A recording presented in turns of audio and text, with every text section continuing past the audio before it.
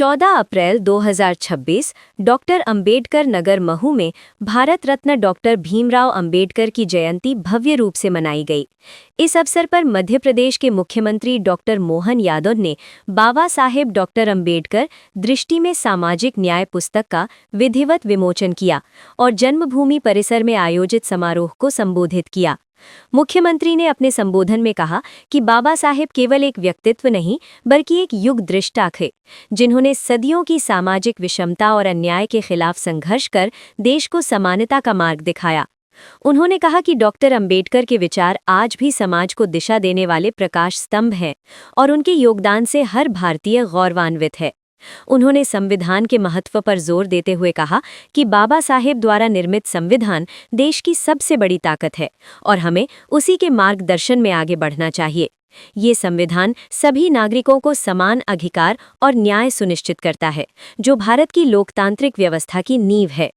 मुख्यमंत्री ने महिला सशक्तिकरण में बाबा साहेब के योगदान को याद करते हुए कहा कि उन्होंने महिलाओं को संपत्ति में अधिकार, तलाक के समय संरक्षण और मातृत्व अवकाश जैसे महत्वपूर्ण अधिकार दिलाने में अग्रणी भूमिका निभाई। समान काम के लिए समान वेतन का उनका विचार आज भी समाज के लिए प्रेरणा स्रोत है। कार्यक्रम में बड़ी संख्या में जनप्रतिनिधि, समाजसेवी और नागरिक उपस्थित रहे, जिन्होंने बाबा साहेब को श्रद्धा सुमन अर्पित करते हुए उनके आदर्शों पर चलने का संकल्प लिया।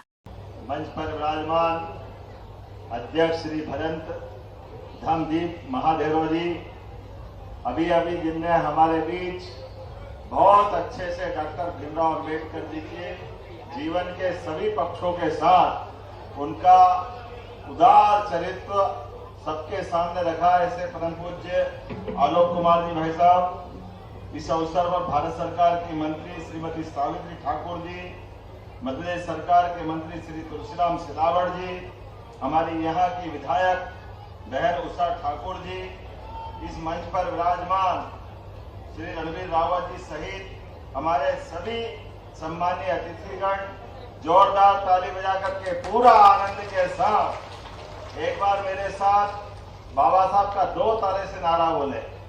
मराठी में भी बोलो और हिंदी में भी बोलो। तो पहले मराठी में बोलेंगे, डॉक्टर बाबा साहब अंबेडकरांचा, डॉक्टर भीमराव अंबेडकर अमर रहे।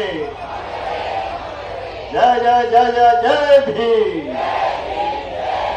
मेरी अपनी ओर से बाबा साहब अंबेडकर की जयंती के अवसर पर आप सबका अभिनंदन।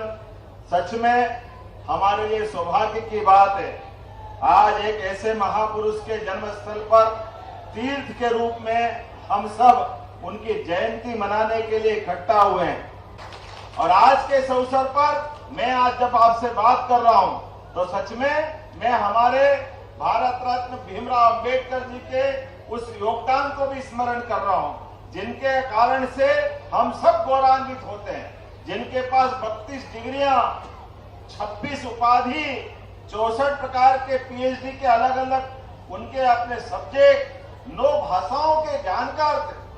हमारे बीच आज के इस दौर में जब हम आपसे बात कर रहे हैं तो अंबेडकर जी के लिए गए निर्णय और उनके योगदान को भी स्मरण करने के लिए माताओं बहनों को भी स्मरण करेंगे। ये डॉक्टर अंबेडकर जी का ही सोच था। महिला सशक्तिकरण के प्रति जो उनकी प्रतिबद्धता थी, माता बहनों के लिए ही समान काम समान वेतन, ये दृष्टि भी अगर किसी ने दी है तो डॉक्टर भीमराव अंबेडकर ने दी है। हम उनका स्मरण करके उनको उनके कारण से माता बहनों को जो सम्मान दिलाया। अब मैं आज के इस दौर में जब 135वीं जयंती में हम सब डॉक्टर भीमराव अंबेडकर को स्मरण कर रहे हैं, ये सौभाग्य की बात है। आज के प्रधानमंत्री हमारे माननीय नरेंद्र मोदी जी के नेतृत्व में इसी सप्ताह डॉक्टर अंबेडकर जी के सपने को सार्थक करते हुए 33% का आरक्षण सभी बहनों को देने जा रहे हैं। लोकसभा, विधानसभा 33% का आरक्षण माता बहनों के लिए नारी सशक्तिकरण का सच में ये 21 शताब्दी का सबसे बड़ा निर्णय होगा। जब मैं आपसे बात कर रहा हूं तो आज के इस अवसर पर हमारी सरकार के माध्यम से भी बहुत सारे काम हम कर रहे हैं। जन्म स्थान पर ऐसा लग रहा होली दिवाली सब मन गई, जोरदार अभिनंदन करें हमारे इस बाबा साहब के अम्बेडकर जी की जन्मस्थली के। इस आनंद के साथ जब हम अपने बाबा साहब अम्बेडकर के जीवन की तरफ देखते हैं तो सच में उनके जो अलग अलग जीवन के 5 पड़ाव जहां जहां है, हर एक स्थान को हमारी सरकारों के माध्यम से हमने सबने उनको तीर्थ बना करके जिस बात के हकदार है, हमने अम्बेडकर जी को नमन करने का प्रयास किया है। हमारी सरकार के माध्यम से अंतरजातीय विवाह को प्रोत्साहन देते हुए प्रत्येक जोड़े को 2 लाख रुपया सरकार के माध्यम से दे करके जातिगत असमानता के खिलाफ हमारी सरकार संकल्पबद्ध है।